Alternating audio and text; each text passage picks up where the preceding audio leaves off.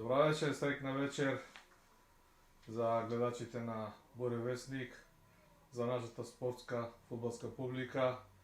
Еве, како што се одјавивме почетокот на летото со нашата пета емисија во продукција, нели, како што веќе рекол Буре Весник, и најавивме дека се враќаме некаде крајот на летото, поточно на 6 септември.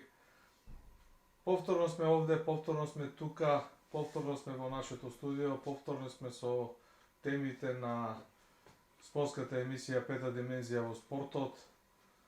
Малата мини екипа која е ангажирана од продукцијата на Буре Весник продолжува по својот веќе трасиран пат, кога се во прашање темите што ќе ги обработуваме на еден поинаков начин, со една поинаква димензија, која ќе се обидеме да ги заинтригираме нашите гледачи и сите оние кои не следат и кои на известен начин ја даваат поддршката за овој самостоен проект кој е поддржан, нели реков, од продукцијата Буре Весник.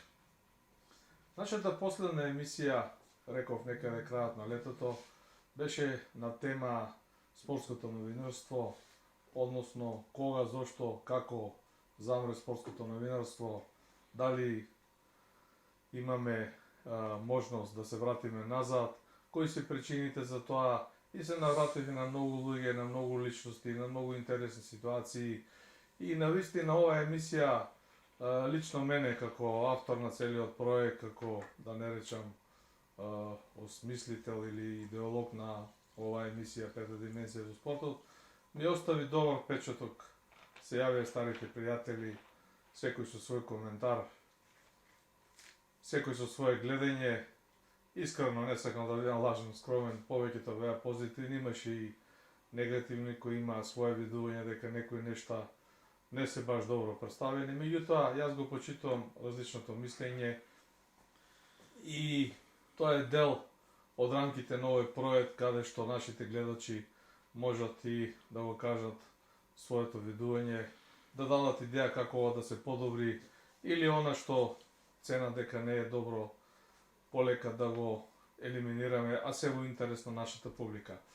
Во тој контекст, денес, нели рековме 6 септември, некаде крајот на летото, малце ќе се навратиме со по некој збор, со по една реченица на претходните 5 емисии, еве вака како една рефлексија, едно подсетување за нашите гледачи и како најава за оваа емисија која ќе оди сега и ќе биде тесно поврзана и со спортското новинарство и со она што е фидбек како дел од мојата новинарска историја и кариера, и секако ќе се обидеме да го поврзаме со актуелни настани, пред се со Охридскиот пливачки маратон, со фудбалските настапи во европските купови под капата на УЕФА и со еден дел од редакцијата на Скок, спортскиот магазин Скок, каде што излегоа една плејада на новинари, една екипа, да се подсетиме на нивните имиња. Поводот за ова е 28 август, денот кога излезен првиот број на Скок, 1991 година. Пред неколку денови прославивме 31 година, скромно одбележан денот кога се појави првиот вестник, првиот спортски магазин Скок.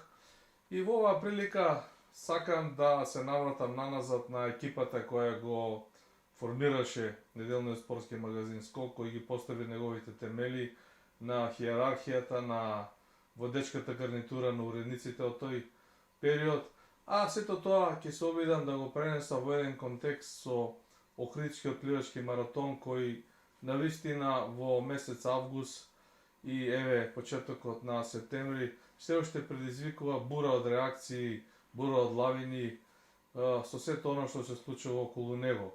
За оние кои се помалку упатени, да кажеме дека тоа е една традиција долговечна, трае повеќе од 50 години, имаше еден известен прекин, а токму лајф мотивот да зборуваме за ова и да кажеме она што Скок го постигнал во рамките на тоа и каде што бил дел од Охридскиот пливачки маратон, низени мои видувања, низени мои искуства и низени мои подсеќања на тимот од Скок, кој долги години работеше во прес-центарот на Охридскиот пливачки маратон и ги подготвуваше билтените кои излегуваа саат, два, можеби три, некаде до полнок после завршување на трката, а сето тоа се одвиваше без, да кажам, помош на интернет, без некои софтицирани алатки кои денес ги имаме на куп. Или еве, како шлагвор за да гледате емисијата, резултатите во прес-центарот на пливачите стигнуваа преку токи воки канали, специјално обезбедени од нашите службени органи кои имаат право да располагаат со тоа. Почетокот на 90-те години, кога скок се етаблираше во медиумскиот простор на тоашна Република Македонија, независна Република Македонија, со своји национални фудбалски репрезентации, со своји репрезентации во другите колективни спортови, со поединци кои веќе ја го носеа македонското знаме на големи спортски настани и кога всушност се формираше и олимпискиот тим за Олимпијадата Барселона 1992 година. Скок како екипа, како редакција се појави како медиумски покровител на неколку настани и всушност де факто беше иницијатор за враќање на тие настани на спортската сцена во тогашната наша, да кажам, ново формирана држава од аспект на независност, иако за мене Република Македонија била држава што е многу поодамна. Не се ирелевантно го кажувам ова од аспект да го потенцирам значењето на настанот за кој ќе зборуваме, а тоа е Охридскиот пливачки маратон. Значи скок медиумски го покриваше Шорпланинскиот куп, Мавроскиот меморијал, трофеот во борење македонски бисер, имавме неколку покривања на фудбалски настани од аспект на лице место долу, каде што ни беше овозможен пристап на клупите за резервни фудбалери, да речеме. И во таа конотација Охридскиот пливачки маратон и возобновувањето на Македонскиот олимписки комитет со неговиот тогашен првпредседател господин Васил Топурковски беше идеја и иницијатива на скок, да не речам водена, носена и поддржувана од целата редакција на чело со Мирослав Нововски Лав. Во тој контекст должен сум да го кажем и тимот на тогашната редакција на скок, кој исто така имаше голем придонес за сите овие активности. Тука е заменик главниот одговорен уредник на почетокот на скок беше Бошко Трпески. Уредници на мали спортови, олимписки спортови беше Милорад Стојменовски или Мишел. Уредник на фудбалската рубрика бев јас, Јалче Доргутов. Благој Георгиевски беше дел од редакцијата на скок, покривајќи ги претежно малите олимписки спортови, иако околу 10 помагаше и во фудбалскиот дел. И овде имаше една плејада на помлади луѓе, а фоторепортерите задолжително треба да ги етаблирам, тоа се Томислав Димовски Бучки. За жал и тој не е повеќе меѓу нас. Слава за Бучки, слава за неговите фотографии кои остана и ден денес да не подсетуваат од сите овие настани, вклучувајќи го Охридскиот пливачки маратон. Овде фоторепортери во тие години во редакцијата на скок беа и тогаш младите полени Роберт Спасовски, Слободан Боби Ѓурик. Имаше и други заселувања кои патрен упаѓаа со по некои своји фотографии. Меѓутоа, овие луѓе беа костурот на скок и беа носители на сите овие активности. Секретар на редакцијата беше Дивна Станковска и нејзина десна рака беше Светлана, односно Цеце, која на некој начин ги затвараше сите овие помошни и услужни дејности. Го испуштив помошникот на главниот одговорен уредник,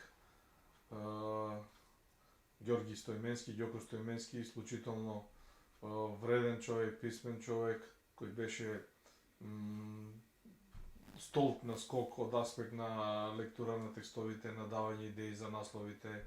Од него учевме многу, беше многу скромен. Заедно со Бошко Трпески дојде од редакцијата на Вечер и Мишел Милорад Стојмановски. Јас преминав од редакцијата на Нова Македонија заедно со Мирослав Нововски Лав. Овде е таа екипа, се надевам дека не испуштив некој.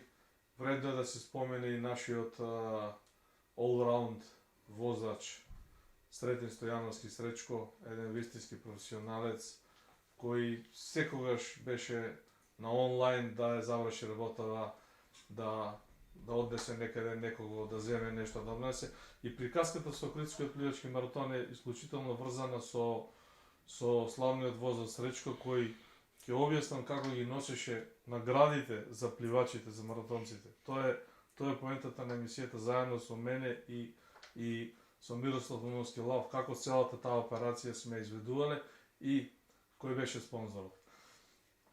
Ајде додека стигнеме до тамо, да почнеме вака. Значи, во хотел Гранит, скок имаше неколку апартмани, да не речам целиот долен спат на хотелот беше обезбеден за редакцијата. Овде имавме прес-центар, каде што ги собиравме сите податоци и со еден дел на компјутерски опремени, со принтери, со хефтање и со сето она.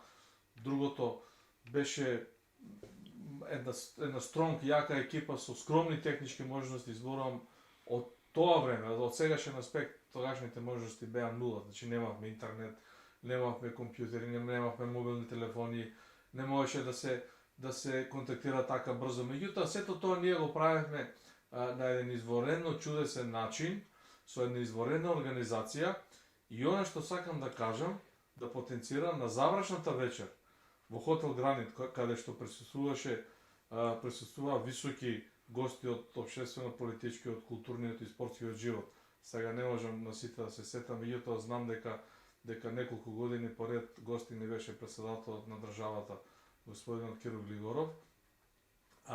Мини екипата на Скок, редакцијата на Скок го изготвуваше билтонот некаде 10:30, 22:30, 23 часот, 11 навечер зборувам, или ако задоцнеме тоа некаде беше пред полној, кога билтонот се делеше по масите, кога пливачите, функционерите, новинарите, гостите имаа прилика да ги видат постигнатите резултати, пласманот на пливачите, сето она со мини извештаи што се случувало за време на трката и така натаму. Овде ова го кажувам малку со носталгија и со емоции, бидејќи во тоа време не се поставуваше прашање дали ќе се одржи Критскиот пливачки маратон. Значи, наградите беа обезбедени година за година.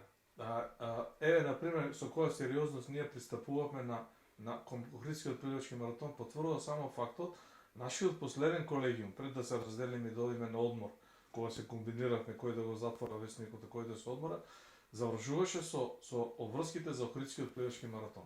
Значи, некаде почетокот на јуни, ние знаевме за крајот на август кој ќе оди во Охрид на Охридскиот пливачки маратон, кој што има задолжение, кој што треба да понесе таму, кој што треба да изработи.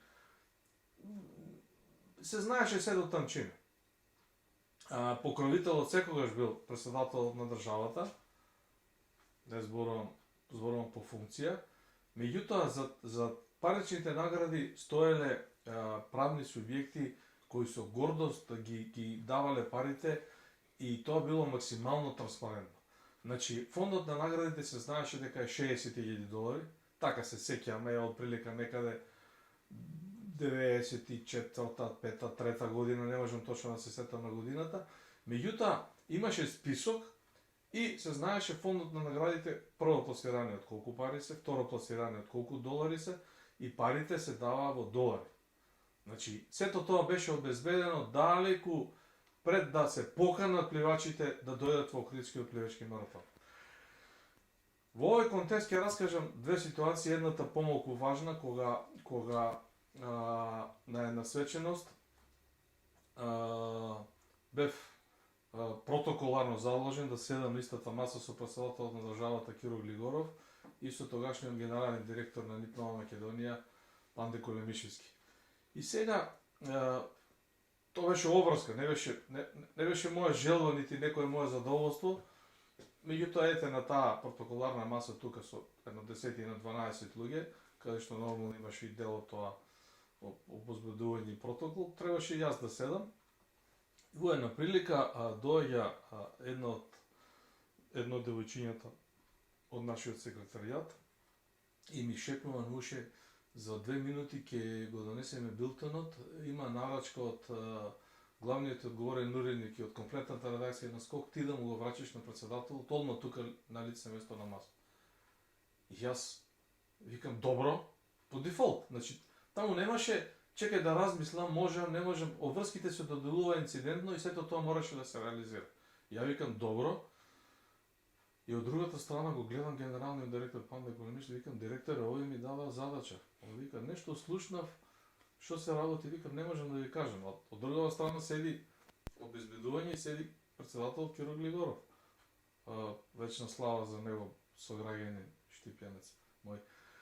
И сега се носи билтенот, го земам јас билтенот, свежо испечатен, дури малку беше овие црно-белите фотографии, тогаш немавме колор принтери, малку беа размачкани, од ова што изработиле Бучки, Роберт и Боби Ѓурич. Ми го носат принтерот, пластифициран, укоричен, убаво сето тоа изгледаше, нешто беше ставено овде за председател Киро Глигоров. И јас го чекам моментот да се малку стиша масата, му викам, председател, извините, може ли малку? А ме опоменува телохранителот, а во тој момент Киро Глигоров слушна вика, чекај, молим те се, нешто треба да ми кажат луѓето. И јас викам, имам чест и задоволство, викам да ви го подарам билтонот со резултатите. И Киро Глигоров ми вика, па кога ги направивте, како? Па јас мислам, уште последниот пливач може да плива, така имаше он малку шерет да се пошегува. И јас станам сега тој протоколарен дел да го испочитувам и првото што му реков, имам чест како ваш сограѓанин, односно ние сме сограѓанини по раѓање, Штипенец, да ви го врачам билтонот, ете мене ми припадна таа чест. Тој се насмеа, ме поздрави, ме гушна и така првиот билтен од Охридскиот пливачки маратон беше во раците на председателот. И сега ова е помалку важно, го кажувам патем, она што е поважно за тој Охридски пливачки маратон. Како таа истата година беа однесени парични награди во Охрид. Во однос на ова сега што го доживуваме, кога нашиот председател на државата излегува и вели дека не може да го спонзорира маратонот, кога милион фирми да се испружат само вака, може да обезбедат 60.000 евра или 100.000 евра, не е никаков проблем. Меѓутоа, сето тоа е како заспанат убавици и ние се срамиме пред светот. Значи, Мак Петров во тоа време, генерален директор, предпоставам дека беше и сегашниот, и релевантно, збориме за Мак Петров, за фирмата, за едно предпријатие кое ги донираше наградите, имаше некаков технички проблем и парите не беа трансферирани на време во Охрид. Инаку за гледачите на продукција Буре вестник парите се даваа кеш во плико. Значи немаше трансакцијски сметки, немаше тоа, сега некој од Аргентина ќе му ги праќаме таму, еве како сега што читам 2 години не им били исплатени наградите. Бе, молам, пливачите ги добиваа наградите во плико. Значи $2000 ставени во плико и се потпишува пливачот дека ги примил, списокот беше транспарентен, го објавувавме во Скок. Колку се наградите, кој пливач колку добил и кој ги донирал парите. Се беше начин. Мак Петров не можеше да направи трансфер на парите и како повеќе најтешката задача мораше да опадне на Скок, на кого друг ако не на Сретен Стојановски Сречко. Сречко бараше логистика, не знам зашто од мене. Вика, шефе, ја не знам, ти некако си така. И сигурен, ама и со тебе можам да зборувам. Имавме големо почитување еден спрема друг, со него се лучи. Вика, јас сакам да ги земам парите со тебе и да ги носиме за Охрид. И јас му викам, добро, келав, ама еден синџир, ќе го врземе куферот за 2 тараци. Ја уште се шегував, не може да сватам дека кеш парите ќе ги добием. Не се, процедурата беше испочитувана на ниво на председател на држава, на ниво на менеджмент на Мак Петров, на ниво на управен одбор на Охридски пливачки маратон, таму беа луѓе многу добро познати авторитети, етаблирани, да не ги спомнувам сега, тоа ќе испуштам некои непријатно ми. Че тоа се великани на македонскиот спорт. Сите тие знае оваа приказката, лав, како сега? Не се секирате, редакција Скок ги донесе парите, наградите за маратонците. Јас и Сречко ги подигаме парите, мислам Сречко ги подига, јас како телохранител негов. Нешто го штитам тука, меѓутоа беше многу безбедно, се рака на срце. На крај памет не ни паѓаше дека нешто некој може да не провали, да имаме некој непријатно со нормален службен автомобил на редакција Скок. Не се сеќавам што беше. Не е ни битно. Ги подигаме парите за да биде несреќата или среќата поголема.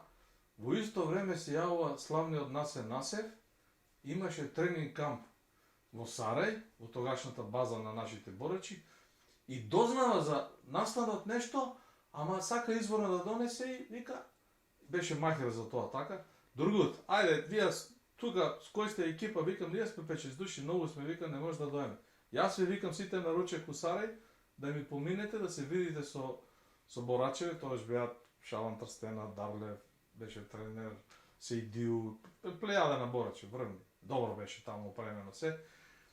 И сега ме гледаат Бучки, Сречко, не знам кој беше од малите спортови новини, шефе. А ги земавме парите, по пат, зимаме уште Бучки фоторепортер, да одиме во Охрид, за да спасиме нели превоз. Колку што може повеќе луѓе у кола, да се смалат патните трошоци. Шефе, парите се со нас награден фонд. Како ќе ме ручека на се нас? Ќе го земеме куферот со нас до нози, ќе стои, ќе ручеме и ќе продолжиме од Сарај до Охрид. Што е проблемот? Там немаме рок дека парите треба да стигнат у 2-3 саат. Денеска до вечер парите да бидат донесени, утре беше трката или задутре. Не, задутре беше, тоа беше петок, недела е било трката. И ние со куферот пари одиме на ручек во Сарај. Никој жив не знае дека ги носиме парите. Седнуваме, ручаме и само ми викаат, шефе, викам, кратко се задржуваме насе, ова ти правиме голема чест, не на тебе, на борачите. Ајде, направите некоја слика, репортажа, нешто се спрема, не знам, беше некој европско првенство, некој турнир, тие меѓународни турнири за исполнување на норми, Пекол да тренира. Ние ручавме, наградите беа со нас, тренувавме за Охрид, ги предававме таму кој што треба, овде нема да ги кажам деталите од предавањето, мислам дека малку е и неетички. Тоа е веќе друг дел каде што ја завршиме работата со прино предавањето. Беше тоа се проверено и регулирано дека колку сме земале, толку сме оставили за наградниот фонд. Не се сеќавам точно кој беше победник таа година, мислам дека од Аргентина победи еден пливач. И ќе ми извинете, значи дали е било 93 или 94 или 95 и тоа е релевантно. Што е релевантно, што е важно? Охридскиот пливачки маратон ја прослави Македонија. Значи доаѓаа пливачи од цел свет. Толку бевме инспиративни, јас како фудбаломан сум правил интервју со пливачи. Не може. Имавме задача да направиме со што поголем број пливачи и пливачки. Германки, аргентинки, имаше пливачи, не знам, од Јужна Америка некаде, од Европа имаше, од Јапонија доаѓаа. Ние целото тоа сме го покривали. А паричните награди, мислам, тоа немаше збор за дали Охридскиот пливачки маратон ќе се одржи, ние знаевме у јуни дека ќе се одржи. Кој ќе биде кајче, кој ќе го пука пиштолот, ракетата за старт. Тоа сите информации ги имаме 2 месеци однапред. А извинете, сега, некаде август месец, кога пливачкиот маратон веќе треба да се одржува, ајде нека биде и почетокот на септември, се уште ако временските услови се добри. Идејата беше и тоа и сега да се затвори туристичката сезона во Охрид. Ние добиваме информација дека Охридскиот пливачки маратон нема да се одржи, бидејќи сметката на Пливачката федерација е блокирана. Мислам, нонсенс, жално, срамно и недолично однесување на целата структура кон еден спортски настан кој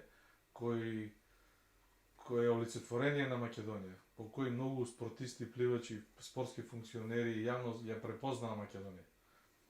И заложбите на градоначалникот на Охрид, јас ги почитувам и ги ценам. И мислам дека тоа се храбри потези да се спаси тоа што може да се спаси. Меѓутоа, приказката која ја кажав изворно, која сум ја поминал, сум ја доживеал, на која се сведоци луѓето што ги спомнав, сама по себе кажува дека на овој настан мора да му се приоѓа малце поинаку, дека овој настан не е настан да ние правиме, дали ќе се одржи, дали нема да се одржи, дали сметката е блокирана, дали не е блокирана и не знам како поинаку сето тоа да го рефлектирам или да го објаснам. Навистина, малку сум чудоновиден од сите овие однесувања и третман кои целата наша држава со политичарите кои се на врвот на хиерархијата на државата, да не бидам и затворен, зборуваме за претседател на државата и сите околу него, тој кабинет, па дури и министрите и премиерот на владата и сите овие фирми кои се тука некаде околу нас, под нас или кои на некој начин се етаблирани, не смее да се дозволи сето ова вака да остане. Ете, тоа е еден мој дел, едно моје искуство, една моја носталгија, малку, можеби емоциите повеќе ми преработеа. Меѓутоа, мислам дека од овој мој пример и од ово моје окажување, дека ќе се извлече некоја поука, барем ако ништо повеќе да не ни се случува вакво нешто во